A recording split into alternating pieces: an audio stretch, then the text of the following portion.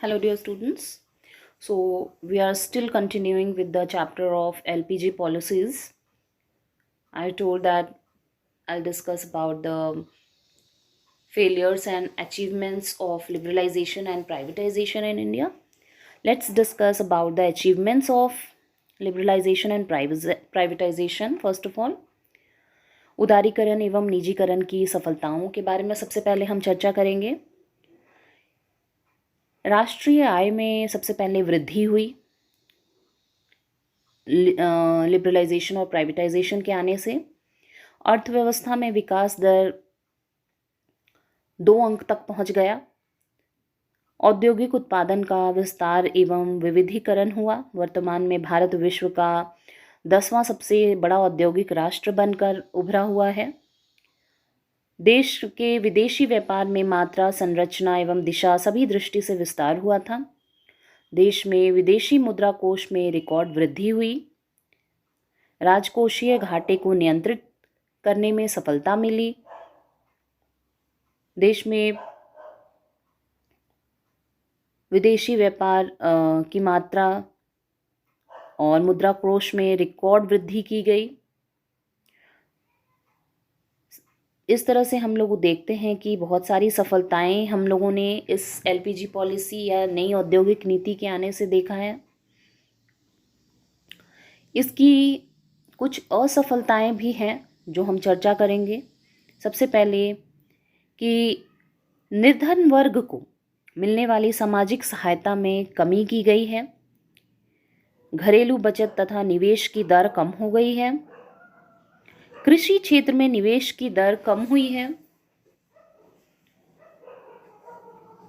आयात प्रतिस्थापन को कम महत्व दिया जाने लगा। उपभोक्ता वस्तुओं के आयात के लिए उदारवादी नीति अपनाई गई है। विदेशी निवेशकर्ताओं को दी जाने वाली उदारवादी सुविधाएं देश के लिए दीर्घकाल में हानिकारक सिद्ध होती हैं।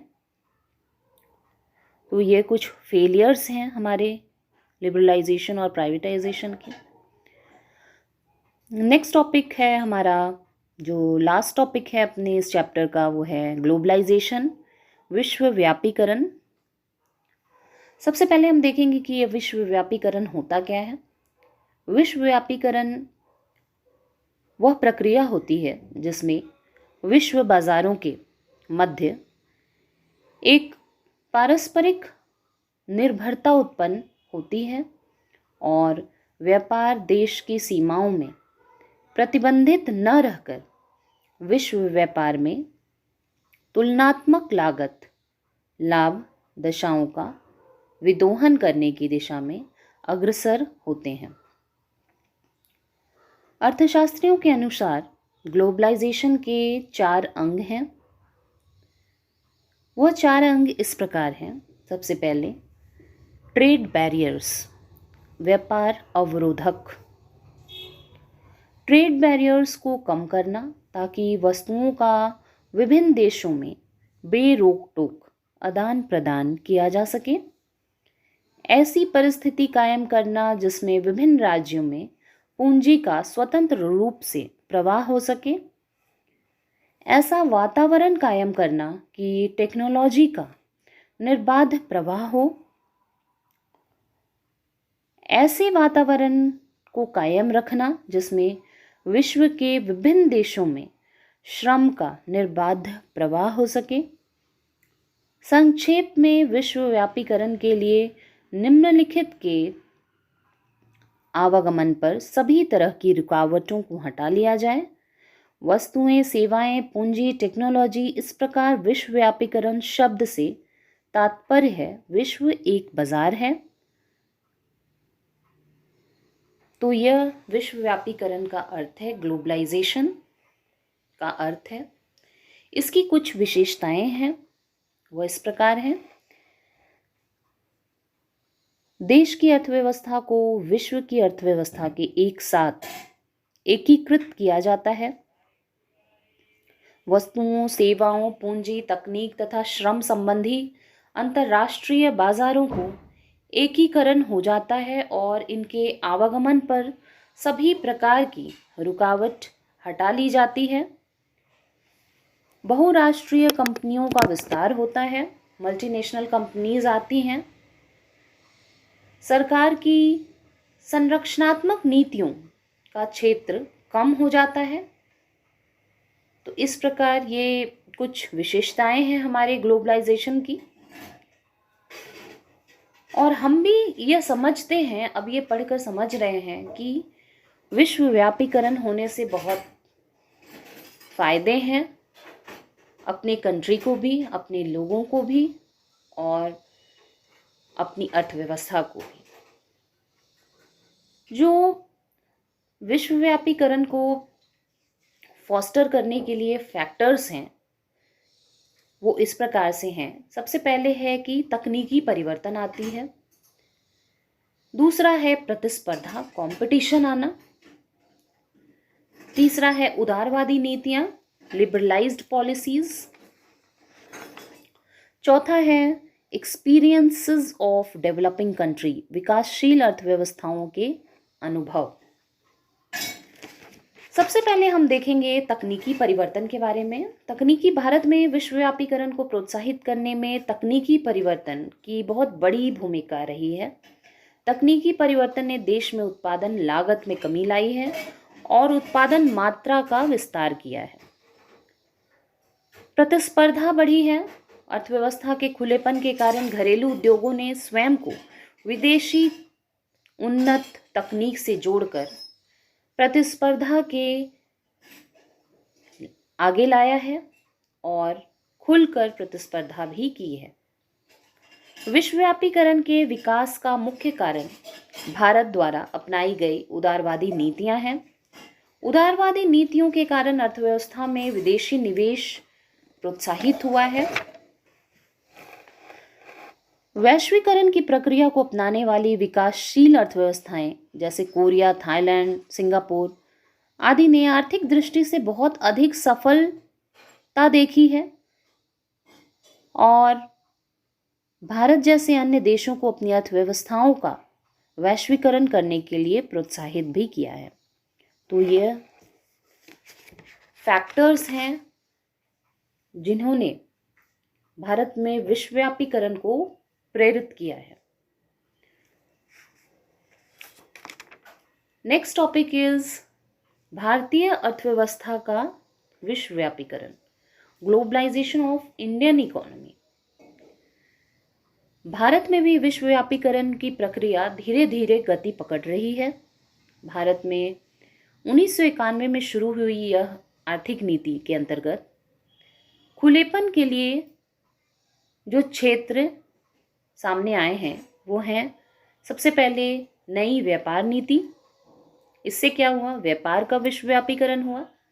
नई औद्योगिक नीति, इसके अंतर्गत उद्योग व निवेश का विश्वव्यापीकरण हुआ। नई निवेश नीति के अंतर्गत वित्त का विश्वव्यापीकरण हुआ। संक्षेप में भारतीय अर्थव्यवस्था के विश्वव्यापीकरण हेतु निम्नलिखित उपाय किए गए हैं। जो नेक्स्ट टॉपिक है वो है उदारीकरण, निजीकरण एवं विश्वव्यापीकरण नीतियों के प्रभाव, इफेक्ट्स ऑफ एलपीजी पॉलिसीज। अब इसके क्या इफेक्ट हुए ये हमको पता है कि हर एक सिक्के के दो पहलू होते हैं, कुछ पॉजिटिव कुछ नेगेटिव। तो उसी प्रकार से सबसे पहले हम देखेंगे इफेक्ट्स ऑफ एलपीजी पॉलिसीज में अनुकूल प्रभाव क्या पड़े थे। फिर हम देखेंगे कि इसके प्रतिकूल या एडवर्स इफेक्ट क्या हुए थे। सबसे पहले है फेवरेबल इफेक्ट्स के बारे में। फेवरेबल में हमने देखा कि विश्व व्यापार में भारत की जो हिस्सेदारी प्रतिशत 0.6% से बढ़कर 2.3% हो गई 2014 में। बहुराष्ट्रीय कंपनियां ने विस्तार किया और मजबूत आधार दिया हमारे कंट्री में, जिससे वस्तु उद्योगों में तीव्र विकास दर प्राप्त की गई। विश्वव्यापीकरण अपनाए जाने के बाद देश के विदेशी मुद्रा कोष में भी रिकॉर्ड वृद्धि देखने को मिली। भारत में निर्यातों में मात्रात्मक एवं गुणात्मक दोनों प्रकार की वृद्धि दर्ज की गई। वर्तमान में भारत में निर्यात आयात अनुपात लगभग 63% के स्तर पर पहुंच गया है। विदेशी बाजार में भारतीय रुपया मजबूत हुआ है। भारतीय विदेशी प्रत्यक्ष निवेश के आकार में भी परिवर्तन हुआ है और वर्तमान में भारत विदेशी प्रत्यक्ष निवेश के लिए एक आकर्षक केंद्र भी है। तो ये हमारे कुछ फेवरेबल इफेक्ट्स हैं। अब हम देखेंगे कुछ प्रतिकूल प्रभाव। प्रतिकूल प्रभाव हम देखेंगे छोटे छोटे पॉइंट्स के हिसाब से कि किस प्रकार ये प्रतिकूल प्रभाव ने कृषि संकट को पैदा किया। लघु उद्योगों पर भी प्रतिकूल प्रभाव पड़ा है। लाभ का भी प्रतिकूल प्रभाव पड़ा है। इस तरह से हम छोटे छोटे पॉइंट्स में से बनाकर देखते हैं। सबसे पहले हम देखेंगे कृषि संकट। एलपीजी नीतियों ने कृषि क्षेत्र के विकास की दर को कम किया है। जो विकास दर पहले एलपीजी पॉलिसी 1990 तक देखी गई है, इस एलपीजी पॉलिसी के आने के बाद इसमें थोड़ी सी विकास दर कम आंकी गई है। कृषि उत्पादों पर आयात शुल्क की कटौती से भारतीय कृषि वस्तुओं का बाजार सीमित हो गया है। आगतों पर दिए गए अनुदान में कमी आई है। ऊंची उत्पादन लागत के कारण भारतीय किसान विश्व प्रतिस्पर्धा को झेलने में थोड़े असमर्थ दिख रहे हैं। आज भी आप देख रहे हो, इस कोरोना संकट के बाद भी किसान ने आंदोलन छेड़ा हुआ है अपनी प्रतिस्पर्धा को बरकरार रखने के लिए। दूसरा जो प्रतिकूल प्रभाव पड़ा वो लघु उद्योगों पर प्रतिकूल प्रभाव पड़ा। एलपीजी नीतियों ने भारत की लघु औद्योगिक इकाइयों के सामने चुनौती उत्पन्न की है। मात्रात्मक नियंत्रणों की समाप्ति के साथ वस्तुओं का लघु क्षेत्र के लिए आरक्षण समाप्त हो गया है। लघु उद्योगों को बहुराष्ट्रीय कंपनियों के साथ कड़ी प्रतिस्पर्धा का सामना करना पड़ रहा है और इसके चलते प्रतिकूल प्रभाव घरेलू उत्पादन एवं रोजगार पर पड़ रहे हैं। आय असमानताओं का भी विस्तार हुआ है, that is extension in income disparities. बहुराष्ट्रीय कंपनियों के कार्य विस्तार एवं निजीकरण ने कर्मचारियों को ऊंचे वेतन दिए हैं, किंतु देश की बड़ी आबादी ग्रामीण है और इन बहुराष्ट्रीय कंपनियों में अतिरिक्त आय स्रोत प्राप्त करने में असफल रही है। तो इसके परिणाम यह हुआ कि आय की असमानताओं का विस्तार हुआ है। तो ये थे हमारे कुछ प्रतिकूल प्रभाव और कुछ अनुकूल प्रभाव। ये चैप्टर हमारा कंप्लीट होता है स्टूडेंट्स। इसमें बहुत से छोटे छोटे प्रश्न आप खुद से तैयार कर सकते हैं और उसकी प्रैक्टिस कर सकते हैं। Thank you student.